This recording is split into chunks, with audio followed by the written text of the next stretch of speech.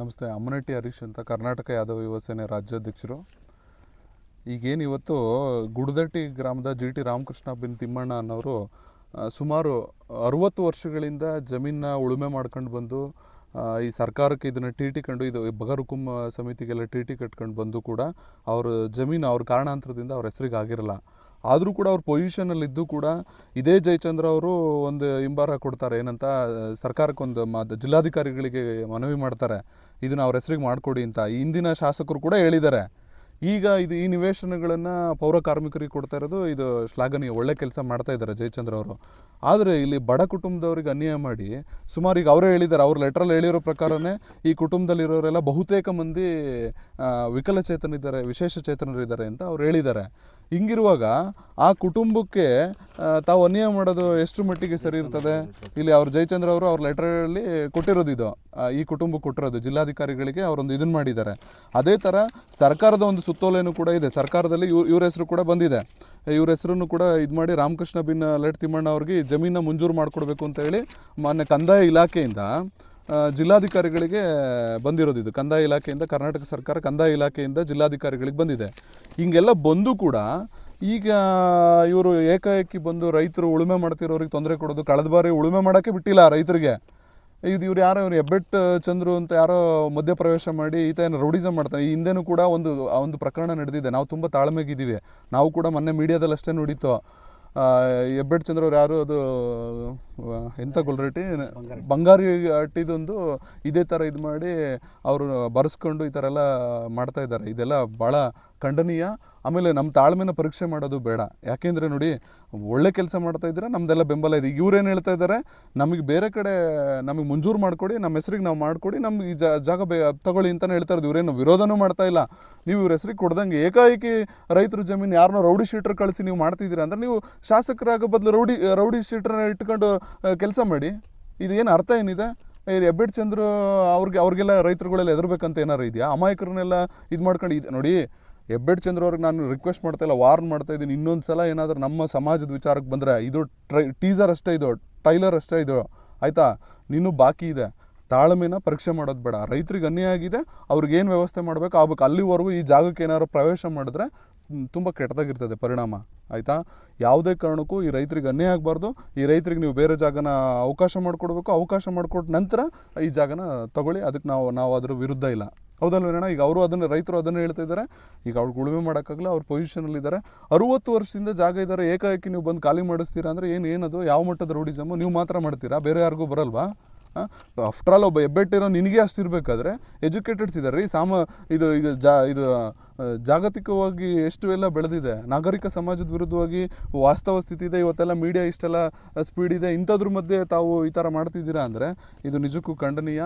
ಈ ವಿಚಾರಕ್ಕೆ ನಾವು ನೋಡಿ, ಆ ಕುಟುಂಬದವರೆಲ್ಲ ಆತ್ಮಹತ್ಯೆ ಮಾಡ್ಕೊಳ್ಳೋ ಪರಿಸ್ಥಿತಿಗೆ ಬಂದಿದ್ದಾರೆ. ಇದು ಏನಾದರೂ ಒಂದು ಸ್ವಲ್ಪ ಹೆಚ್ಚು ಕಡಿಮೆ ಆದರೆ ನೇರ ಹೊಣೆ ಮಾನ್ಯ ಜಯಚಂದ್ರ ಅವರು ಮತ್ತು ಅವರ ಬೆಂಬಲಿಗರಾದಂಥ ಹೆಬ್ಬೆಟ್ ಚಂದ್ರ ಅವರೇ ಕಾರಣ ಆಗಿರ್ತಾರೆ. ಈ ರೈತರಿಗೆ ಯಾವುದೇ ಕಾರಣಕ್ಕೂ ಅನ್ಯಾಯ ಆಗಬಾರ್ದು, ಅವ್ರಿಗೆ ನ್ಯಾಯ ಒದಗಿಸ್ಬೇಕು. ಆ ನ್ಯಾಯ ಒದಗಿಸೋರ್ಗು ನಾವು ಕೂಡ ಇರ್ತೀವಿ, ಇಡೀ ನಮ್ಮ ಸಮಾಜ ಇರ್ತದೆ. ಇದು ಕೇವಲ ಇದು ಸಾಂಕೇತಿಕ ಹೋರಾಟ ಅಷ್ಟೇ. ಈ ಹೋರಾಟ ಕ್ರಾಂತಿಯುತವಾಗಿ ಆಗಬಾರ್ದು ಅಂದರೆ ಆ ರೈತರಿಗೆ ನ್ಯಾಯ ಒದಗಿಸ್ಬೇಕಷ್ಟೆ. ನಮಸ್ತೆ. ನಮಸ್ಕಾರ. ವೀರೇಶ್ ಅಂತ, ಯಾದವ್ ಸಮಾಜದ ಮುಖಂಡರು. ಏನು ಮಾನ್ಯ ಜಯಚಂದ್ರ ಸಾಹೇಬ್ರೆ ಗಮನಿಸ್ತಿರ್ತಕ್ಕಂಥ ಡಾಕ್ಯುಮೆಂಟ್ಸ್ ಪ್ರಕಾರ ಸುಮಾರು 50 ವರ್ಷಗಳ ಕಾಲ ಇವರು ಈ ಜಮೀನು ಮಾಡ್ತಾ ಇದ್ದಾರೆ ಅಂತಂದೇಳಿ ಅವರು ಸಮೇತ ಅವ್ರಿಗೂ ಗಮನಕ್ಕಿದೆ. ಹಾಗಾಗಿ ಇವರು ಏಕಾಏಕಿ ಬಂದ್ಬಿಟ್ಟು ಇಲ್ಲೆಲ್ಲ ಬಂದ್ಬಿಟ್ಟು ದಂಧೆ ಮಾಡೋದು, ರೌಡಿಸಮ್ ಮಾಡೋದು ಅನ್ನೋದು, ಇವ್ರನ್ನ ಖಾಲಿ ಮಾಡಿರಿ ಅಂತ ಹೇಳೋದು ಎಷ್ಟು ಸರಿ ಅನ್ನೋದು ಕೇಳಬೇಕಾಗುತ್ತೆ. ಹಾಗೆ ಈ ಏನು ಇದನ್ನ ಖಾಲಿ ಮಾಡೋಕ್ಕೆ ಏನು ಹೊಡ್ಸಿದ್ದಾರೆ, ಇದಕ್ಕಿಂತ ಮುಂಚೆ ಇವರಿಗೆ ಸರಿಯಾದ ಜಾಗ ಗುರುತಿಸಿ ಅವ್ರಿಗೆ ದಾಖಲೆ ಪತ್ರಗಳನ್ನು ನೀಡಿ ಆಮೇಲೆ ಇದನ್ನು ಹ್ಯಾಂಡ್ ಓವರ್ ಮಾಡ್ಕೊಂಡದ್ರಲ್ಲಿ ಅರ್ಥ ಇದೆ. ಇಂಥ ವಯಸ್ಸಾದಂಥ ವ್ಯಕ್ತಿಗಳು, ವಯಸ್ಸಾದಂಥ ಅಜ್ಜಿಗಳು ಇವೆಲ್ಲ ದುಡ್ಕೊಂಡು ತಿನ್ಬೇಕಾದ್ರೆ ಇಲ್ಲಿ ದೌರ್ಜನ್ಯ ಮಾಡಿ ಇವ್ರಿಗೆ ಯಾರಿಗೋ 100 ಜನಕ್ಕೆ ಅನುಕೂಲ ಮಾಡೋಕ್ಕೆ 25 ಜನಕ್ಕೆ ಅನನುಕೂಲ ಮಾಡೋದು ಎಷ್ಟು ಸರಿ ಅನ್ನೋದು ನಮ್ಮ ಒಂದು ಪ್ರಶ್ನಾತೀತ ಕ್ವಶನ್ ಆಗಿರುತ್ತೆ. ಮತ್ತು ಇಲ್ಲಿ ಏನು ಈ ಅಧಿಕಾರಿ ವರ್ಗಗಳು ಬಂದುಬಿಟ್ಟು ಫೋಟೋಶೂಟ್ ಮಾಡ್ಕೊಂಡು ಇದನ್ನೆಲ್ಲ ಬಿಲ್ಡಪ್ಗಳು ತಗೊಂಡು ಇದನ್ನು ಇದು ಮಾಡೋದಕ್ಕಿಂತ ಇರಬೇಕಾದ ಜವಾಬ್ದಾರಿ ಈ ಏನು ಅನನುಕೂಲ ಆಗಿರ್ತಕ್ಕಂಥ ಕುಟುಂಬಕ್ಕೆ ನ್ಯಾಯ ಒದಗಿಸ್ಕೊಡ್ಬೇಕಾಗಿರ್ಬೇಕಾದ್ರೂ ಅಷ್ಟೇ ಜವಾಬ್ದಾರಿ ಇರಬೇಕಾಗುತ್ತೆ. ಇದ್ರ ಮೇಲೆ ಏನಾದ್ರೂ ಇವರೇನಾದರೂ ಬಂದು ದಬ್ಬಾಳಿಕೆ ಮಾಡೋದಾದರೆ ಸಮಸ್ತ ಶಿರಾ ತಾಲೂಕಿನ ಹಿಂದುಳಿದ ವರ್ಗ ಮಾದಿಗ ಸಮಾಜನೂ ಸೇರಿ ನಮ್ಮ ಕಾಡುಗೊಲ್ಲ ಸಮಾಜ ಸೇರಿ ಎಲ್ಲರೂ ಒಗ್ಗಟ್ಟಾಗಿ ಕುಟುಂಬದ ಜೊತೆಗೆ ನಿಂತ್ಕೊಂತೀವಿ. ಹೆಬ್ಬೆಟ್ ಚಂದ್ರಣ್ಣನ ದಬ್ಬಾಳಿಕೆ ಮಾಡಿ ಅದು ಎಷ್ಟು ಜನದ ಮೇಲೆ JCB ಹತ್ತಿಸ್ತಾನೆ ಅವಯ್ಯ ಸಮಾಜನೂ ನೋಡುತ್ತೆ ಅಂತಂದು ಹೇಳೋದ್ರ ಮುಖಾಂತರ ಏನಾದರೂ ಈ ಕುಟುಂಬಕ್ಕೆ ಅನ್ಯಾಯ ಆದರೆ, ಈ ಕುಟುಂಬದಲ್ಲಿ ಯಾರಾದರೂ ಏನಾದರೂ ಅನನುಕೂಲ ಆಗಿ ಏನಾದ್ರೂ ಇಲ್ಲೇನಾದರೂ ಸಾವು ಸಂಭವಿಸಿದರೆ ಆ ಸಾವು ಸತ್ತ ವ್ಯಕ್ತಿನ ಇಲ್ಲಿ ಉಣಾಕಂತ ಕೆಲಸ ಆಗುತ್ತೆ.